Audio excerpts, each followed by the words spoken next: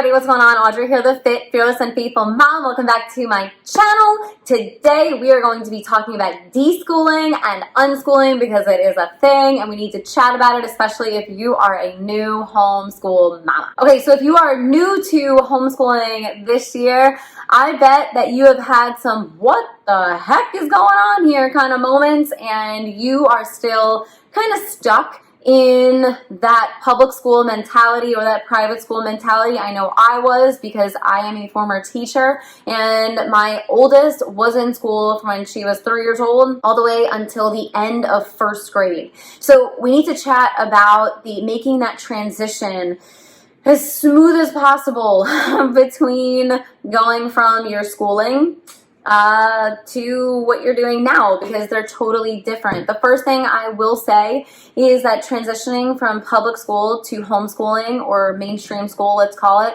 to homeschooling, you need to make that adjustment that no, you don't need to do 8 hours a day of schooling. No, you don't need to add extra stuff in and so forth. Let's first talk about what deschooling is. Deschooling is getting out of the mainstream school mentality that you need to homeschool 8 hours a day, that your child needs to just sit at the table all day, every day. If they finish their work inside that 45 minutes that you gave them to do it, that doesn't mean you have to completely cover them in schoolwork.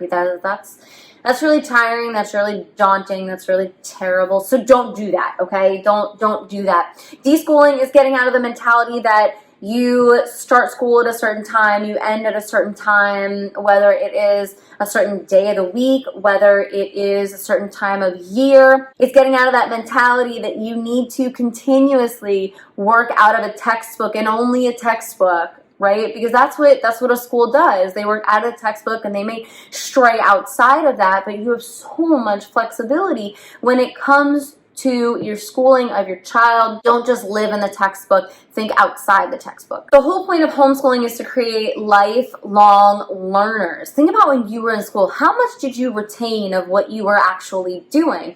And for me, I know I retained stuff, but stuff was just shoved down my throat, and then I regurgitated it back, or they had me make connections, and then I just move on and I get my A, and that was it. What we want is that we want to create lifelong learners. We want the education process to be so enjoyable that they say, hey mom, I want to get a book on XYZ because that sounded really cool.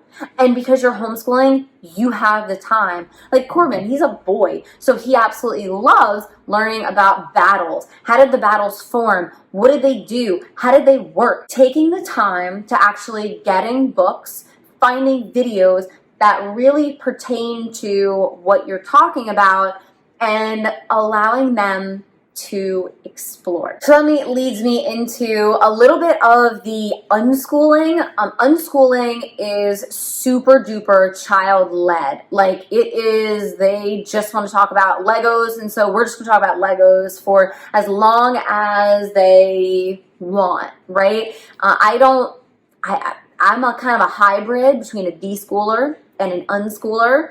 And it's based upon what I just had told you. What I do really like doing with my kids is I really like setting goals with them. So in a school system, the goal gets pretty much set by the school, and then the kids have to kind of follow along with that, and they may be sort of part of that, but really it's up to the teacher. And so I have my kids set their own goals because I want them to be independent with their studies.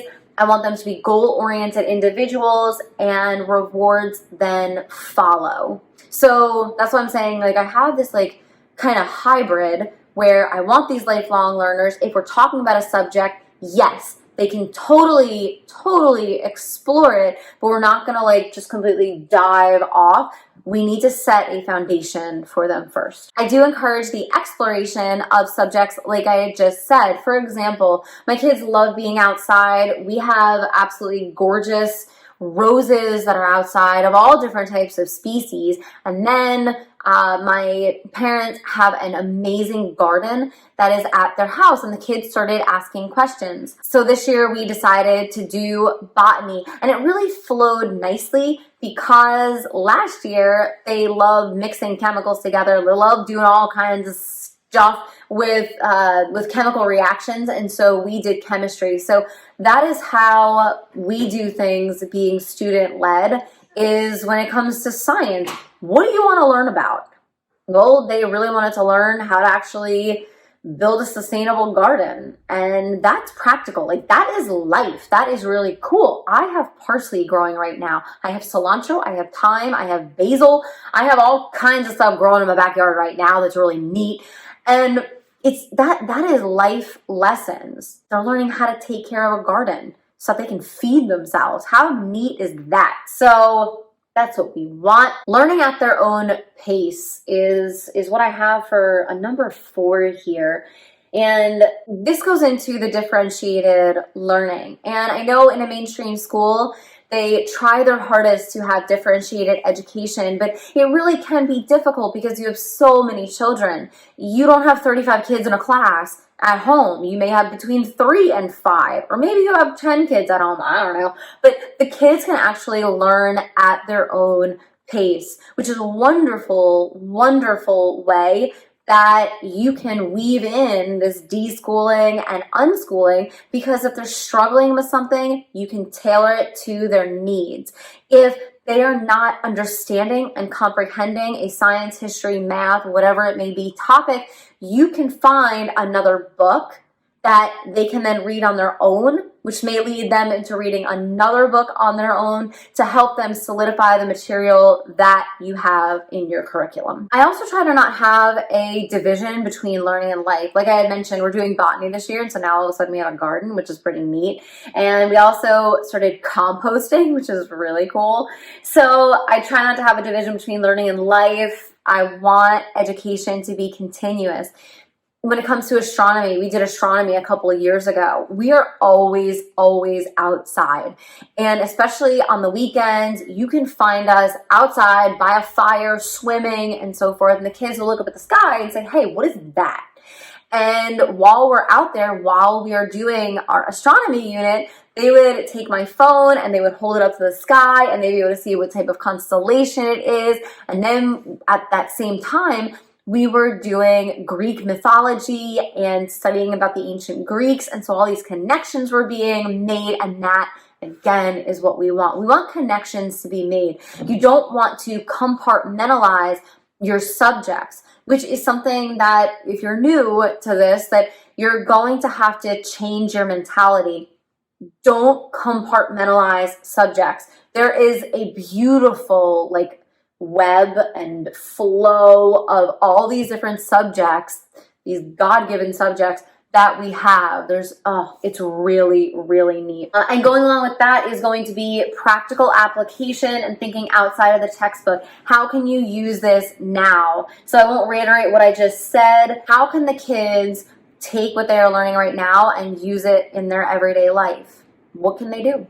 Think about the astronomy examples, the botany examples that I had just given you. We did a couple science experiments with botany that now they know how to do certain things with certain plants. I think you're catching my drift here. And here's why all of this is super effective and super important, is because giving an answer of because I said so or because you have to learn this, who wants to be told that? You need to understand the connections, and you need to understand why you're doing something.